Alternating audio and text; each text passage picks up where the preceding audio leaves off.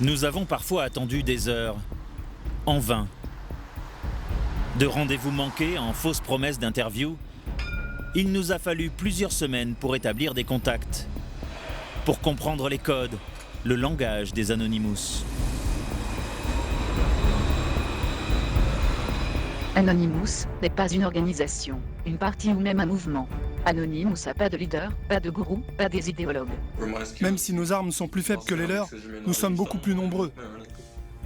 Et surtout, nous sommes très motivés. C'est un avantage dans notre lutte pour la liberté. Personne ne nous arrêtera, nous serons toujours là. Pour moi, ce sont des gamins irresponsables. Ils se fichent des dégâts collatéraux.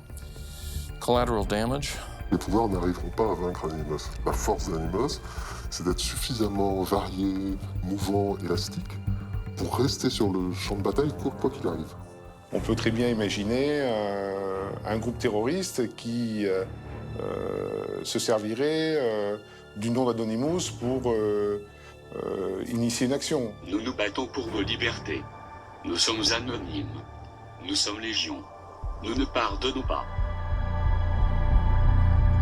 Depuis quelques mois, ils sont partout. Ils bloquent des sites internet. Full anonyme, ils manifestent dans les rues avec un slogan. Nous sommes Légion. Les Anonymous sont jeunes, disséminés partout dans le monde et ils communiquent entre eux via Internet sur des réseaux discrets, secrets même. C'est dans ces canaux de discussion que nous avons pu établir le contact. Ils sont méfiants, il nous a fallu du temps pour enfin rencontrer l'un d'eux.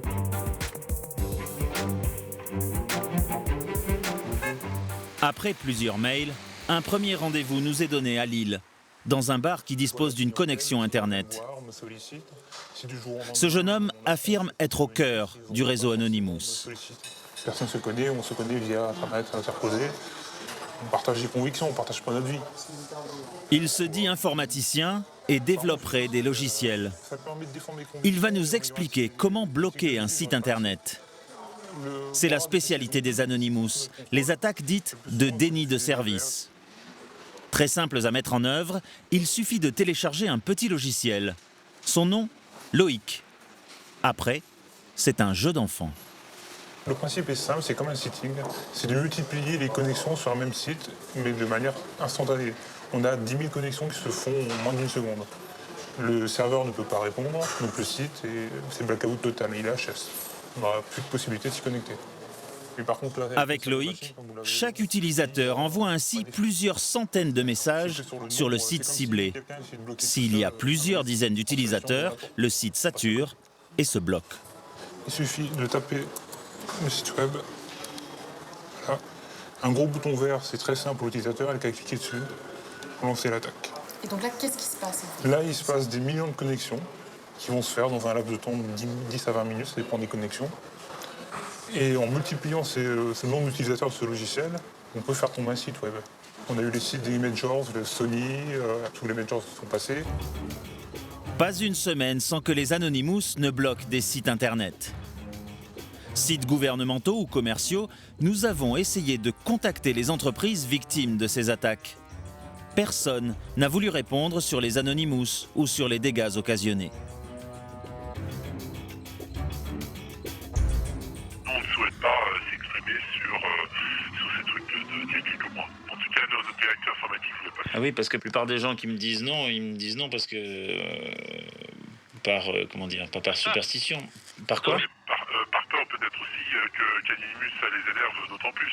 Enfin, je veux dire, c'est un jeu du chat et de la souris, et si on se met devant, paf, on va s'en prendre plein la gueule, quoi. Les Anonymous font peur, et leur symbole de ralliement n'arrange pas les choses. C'est un masque étrange.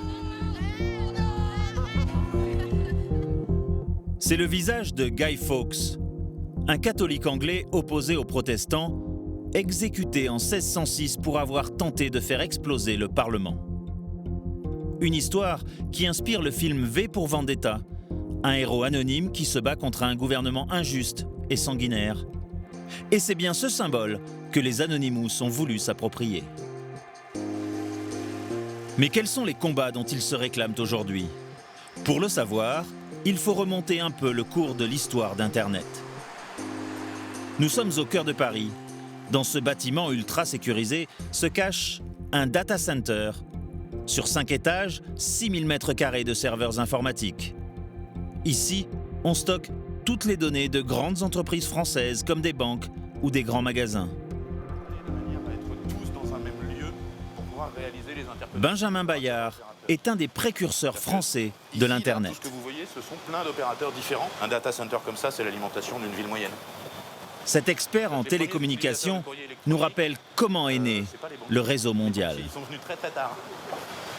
L'armée américaine avait commandé une étude pour fabriquer un réseau militaire indestructible, y compris en cas de guerre nucléaire. On leur a livré les plans, il se trouve que c'était les plans d'Internet et que ça répond à cet objectif-là. C'est indestructible. Par contre, Internet répond à un deuxième objectif qui n'était pas demandé par les militaires, c'est incontrôlable. Parce que c'est indestructible, c'est incontrôlable. Puisque vous ne pouvez pas l'éteindre, vous ne pouvez pas empêcher les gens de s'en servir, vous ne pouvez pas contrôler ce qui se passe dessus. Les militaires abandonnent le projet, mais il est récupéré par des universitaires qui veulent échanger des informations. Et en 1983, c'est la naissance d'Internet. Pour en retrouver les créateurs, il faut partir aux États-Unis, en Californie. Direction la Silicon Valley, à côté de San Francisco. Les géants de l'Internet sont tous basés ici. Parmi ces sociétés au chiffre d'affaires vertigineux, une organisation à but non lucratif, l'Internet System Consortium. Et voici Paul Vixie, l'un des pères de l'Internet moderne. Comme vous pouvez le voir, j'avais beaucoup de cheveux à l'époque. Je devais avoir 27 ans. Pionnier d'Internet, Paul Vixie est nostalgique des débuts. Car pour lui, aujourd'hui, le net, c'est surtout ça. Un gigantesque supermarché. On s'est, selon lui, bien éloigné de l'idée de départ.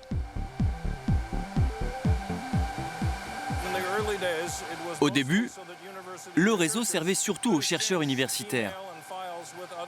Ils pouvaient s'échanger des fichiers et des emails entre chercheurs. N'importe qui pouvait le faire, et on s'échangeait tout entre particuliers, d'ordinateur à ordinateur. On n'aurait jamais imaginé au début qu'il y aurait des sites commerciaux sur Internet. Ceux qui se connectent à Internet doivent pouvoir partager n'importe quel fichier avec n'importe qui. C'est ça l'esprit d'Internet. Internet devait donc être l'endroit où l'on pouvait tout dire, tout faire, échanger librement des fichiers ou des idées. À la fin des années 90, vont naître alors aux États-Unis des sites où la liberté d'expression est totale. L'un d'eux se nomme 4chan, un site qui a pour seule philosophie de n'avoir aucune limite. Certains l'appellent même l'anus d'Internet. Cet Américain fait partie des Anonymous depuis les débuts du mouvement. Et pour lui, 4chan, c'est l'ancêtre des Anonymous.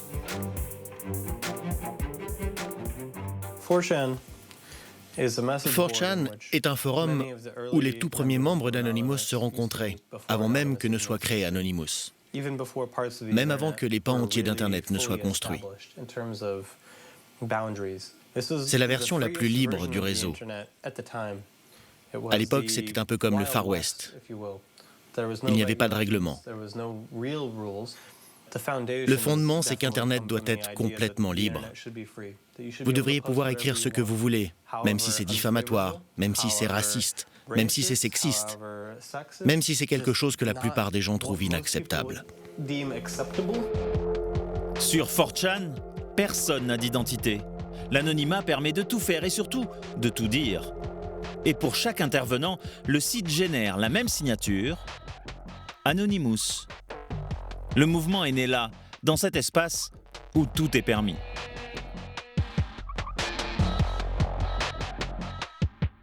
Le truc avec les Anonymous, c'est qu'ils ont décidé qu'ils n'oublieraient pas, qu'ils n'abandonneraient pas le combat pour garder ce que le cœur d'Internet doit être, c'est-à-dire l'Internet libre. Alors les Anonymous ont grandi avec l'idée qu'ils allaient dorénavant combattre tous ceux qui ne voulaient pas de la liberté d'expression sur Internet. Ils veulent en finir avec ces gens-là. Combattre la censure sur Internet, c'est la mission que se sont donnés les Anonymous. Un événement va leur permettre de sortir de l'ombre et l'église de Scientologie va en faire les frais.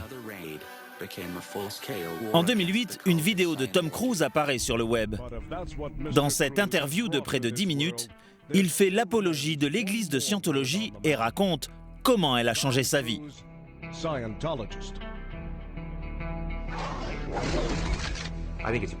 Je pense que c'est un privilège d'être scientologue et c'est une chose qui se mérite. Parce qu'un scientologue agit. Il ou elle a la possibilité de créer une nouvelle réalité et de meilleures conditions de vie.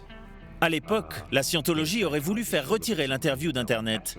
Mais les Anonymous voient dans cette tentative une volonté de censure insupportable.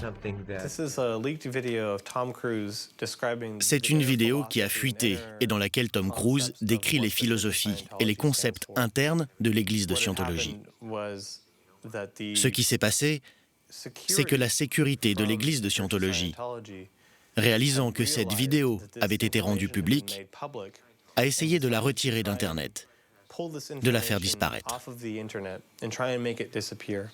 Par chance, dans les premiers groupes d'Anonymous, la plupart des membres avaient bien compris la valeur de ce genre d'informations. Ils voulaient forcer les gens à rendre des comptes. Et ils ont donc décidé de faire des copies de la vidéo. Quiconque essaye de se mettre en avant et de dire « je contrôle l'information, je contrôle Internet, je contrôle la liberté d'expression », pour nous, c'est simplement inacceptable. Au final, l'église de Scientologie a perdu le combat. Diffusée sur des dizaines de sites par les Anonymous, la vidéo de Tom Cruise est aujourd'hui toujours disponible sur Internet.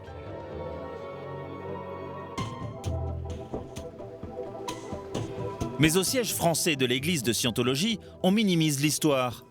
Pour les dirigeants parisiens, c'est plutôt l'agent de Tom Cruise qui a essayé de faire retirer cette vidéo. Moi, personnellement, je m'en fiche. Et après, c'est pas le combat de l'église de Scientologie de retirer une vidéo de Tom Cruise, quoi. Je veux dire, franchement, on a d'autres choses à faire que de se battre sur ces trucs-là, quoi. Ici, forcément, on n'aime guère les Anonymous. Et le porte-parole de l'Église s'emporte contre ce qu'il appelle du harcèlement. Quand vous attaquez Internet, quand vous faites en sorte de descendre, de faire qu'un site ne soit plus accessible, que ce soit celui de l'Église de Scientologie, celui du Vatican, celui d'une entreprise, quel que soit le site, vous êtes en train de lutter contre la liberté d'expression. La liberté d'expression veut que vous laissiez ces gens-là s'exprimer. Il n'y a aucun courage à être masqué et à s'attaquer à des gens pour leurs croyances. Il n'y a pas plus de courage. Pour moi, c'est les choses auxquelles on peut comparer. Il y a le Ku Klux Klan. C'est le même type de non-courage. Vous voyez ce que je veux dire? On est en groupe, on est masqué, on se sent fort, on s'attaque à une personne qui est noire. Mais on est en groupe, on est masqué, on se sent fort, on s'attaque à un scientologue. C'est pareil. Des années plus tard, Tom Cruise montrera qu'il n'est pas rancunier. Donnez-moi un autographe, s'il vous plaît. S'il vous plaît, un autographe. Allez, monsieur Cruise. Monsieur Cruise. Lors de la première d'un film de la star à Berlin, un Allemand le supplie de bien vouloir lui signer son masque d'Anonymous. Allez, soyez gentleman, signez-le-moi. Vous êtes très cool, j'adore. Merci, merci mille fois. Je vous aime. Tom Cruise a de l'humour. L'église de Scientologie, toujours en proie aux Anonymous, un peu moins. Le mois dernier, à Los Angeles, l'église fêtait l'anniversaire de la naissance de son fondateur, Ron Hubbard. Après 30 ans passés au cœur de la Scientologie, cette femme, Tori Christman, en est devenue une des plus féroces critiques. Mais je te le dis, tu dis des conneries. Tu es une poule mouillée. Avec une dizaine de ses amis, elle est bien décidée à perturber la soirée. Est-ce que vous pouvez la dégager de ma vue, s'il vous plaît? Allez les gars, vous n'êtes pas supposés être là. Allez. Est-ce que je t'ai blessé? Pauvre petit garçon. Ça prouve que tu es une poule mouillée. Vous voyez, ce sont des poules mouillées. Renvoyés de l'autre côté de la rue, les manifestants reçoivent du renfort. Ancienne scientologue, elle aussi, devenue Anonymous, cette jeune femme est venue prêter main forte. Pourquoi vous êtes-vous lancé dans ce combat contre la scientologie? Parce que j'ai vu de l'intérieur ce qu'ils font. J'ai quasiment passé ma vie entière dans la scientologie et j'ai travaillé pour eux. Mais tout cela ne comptait plus quand j'ai décidé de quitter l'Église. Ils m'en ont voulu. Tori Christman, elle, sait ce qu'elle doit aux Anonymous. Grâce à eux, dit-elle, elle s'est sentie moins seule dans son combat. Avant que les Anonymous n'apparaissent en 2008, il n'y avait que 5 ou 10 personnes qui osaient parler, et même dire leur nom. Quand les Anonymous sont arrivés, des gens se sont mis à parler partout dans le monde, et les médias se sont intéressés à notre combat, et ont interviewé d'anciens adeptes. On a écrit des livres, c'était fabuleux, n'est-ce pas? C'est vrai, quand ils sont arrivés, je n'avais plus peur. Le courage revenu grâce aux Anonymous, et grâce peut-être à ce masque qui permet toutes les audaces.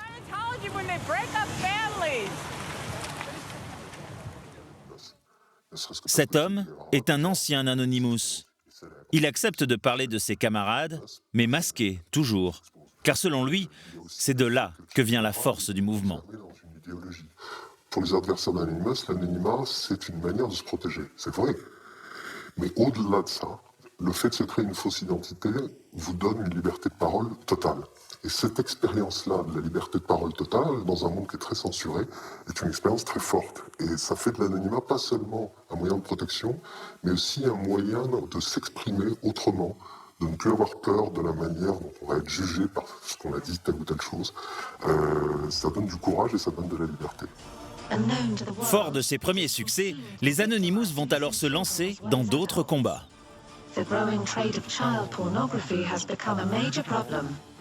Cette fois-ci, la pédophilie est l'ennemi déclaré. Depuis quelques années, les Anonymous tractent ainsi les pervers sexuels sur Internet. Tout commence en 2007. Dans un forum de discussion, un internaute décide de se faire passer pour une adolescente. Le but, inviter les éventuels pédophiles à se dévoiler. Et ça marche. Cet homme, un Canadien de 53 ans, engage la conversation. Conservé par les Anonymous, voici les captures d'écran de cette discussion. J'aime les hommes plus âgés. Et moi, j'aime les filles jeunes comme toi. Plus loin, il ajoute « Tu as de beaux seins pour une fille de 13 ans. »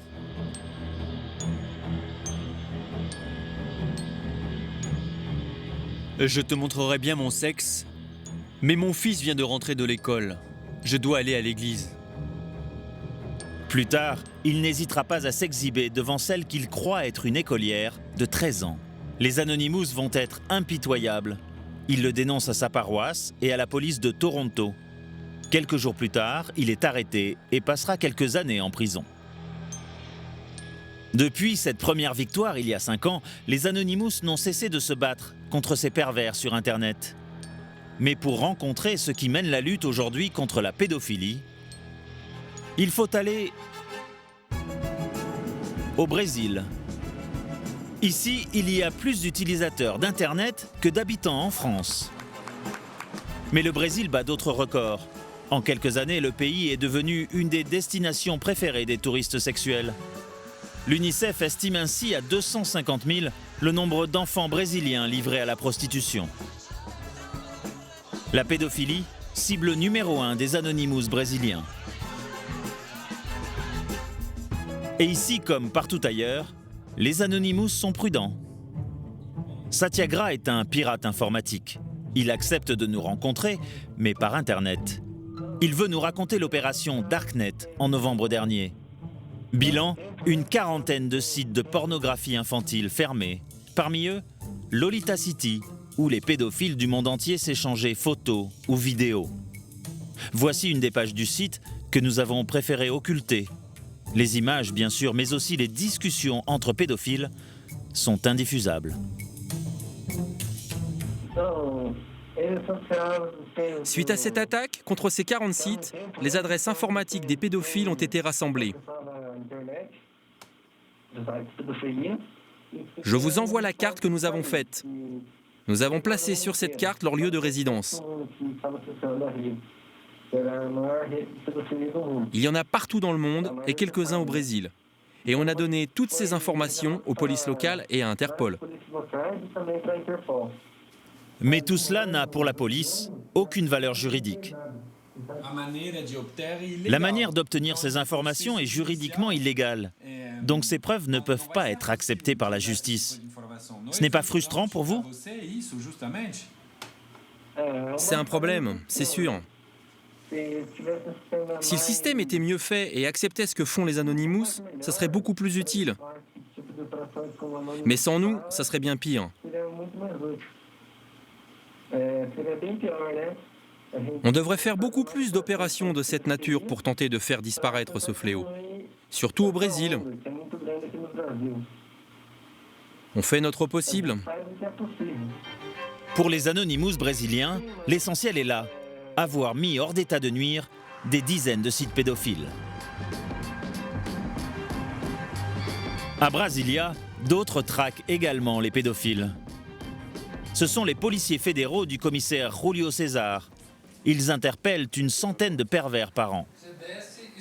Si le commissaire salue le travail des Anonymous, il remet en cause leur méthode. Il n'est pas rare qu'ils commettent des injustices. Nous avons le cas ici d'une personne qui a été dénoncée injustement. Il y avait un site raciste et pédophile créé par quelqu'un qui se cachait sous divers pseudonymes. Et plusieurs hackers, dans le but de jeter l'opprobre sur cette personne, ont révélé un nom et une adresse. Sauf que ce n'était pas le bon coupable. Cette personne n'avait rien à voir avec ce site pédophile et raciste. Cette personne, dont le nom avait mal été utilisé, a énormément souffert de voir ses données divulguées et du harcèlement qui a suivi cette dénonciation par les hackers.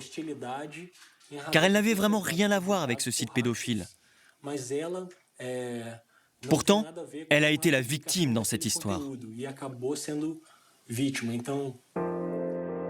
Quelques étages au-dessus, les policiers d'un autre service s'intéressent aussi aux Anonymous, mais pour les traquer cette fois.